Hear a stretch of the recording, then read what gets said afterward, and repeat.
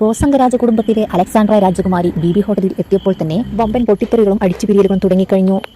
ഗസ്റ്റായ ശ്വേത മേനോൻ റോബോട്ടായ ജാസ്മിനോട് പറയുകയാണ്, എനിക്ക് ജാസ്മിൻ്റെ ഒരു പെർഫോമൻസ് കാണണം, അതിനുവേണ്ടി എല്ലാ കുടുംബാംഗങ്ങളെയും ലിവിംഗ് റൂമിലേക്ക് വിളിച്ചുകൊണ്ടുവരാൻ. ലിവിംഗ് റൂമിൽ വന്ന് ഇരിക്കാൻ വേണ്ടി റോബോട്ട് എല്ലാവരെയും പോയി വിളിക്കുന്നുണ്ട്.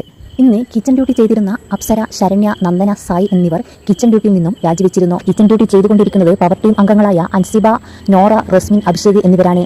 ഗസ്റ്റിന്റെ ഓർഡർ പ്രകാരം ജാസ്മിൻ പവർ ടീം അംഗങ്ങളെ വിളിക്കുന്നുണ്ട്.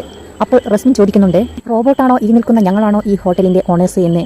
റോബോട്ട് പോയി ഗസ്റ്റിനോട് പരാതി പറയുന്നുണ്ട്, ഞാൻ എൻ്റെ മാക്സിമം വിളിച്ചു, പക്ഷേ ഓണേഴ്സ് വരുന്നില്ല. അപ്പോൾ ഗസ്റ്റ് പറയുന്നുണ്ട്, നിങ്ങൾ റോബോട്ടല്ലേ, നിങ്ങൾക്ക് യാതൊരു ഫീലിംഗ്സും ഇല്ലല്ലോ എന്ന്. വീണ്ടും ജാസ്മിൻ പോയി കിച്ചൺ ഡ്യൂട്ടിയിലുണ്ടായിരുന്ന പവർ ടീം അംഗങ്ങളെ വിളിക്കുന്നുണ്ട്.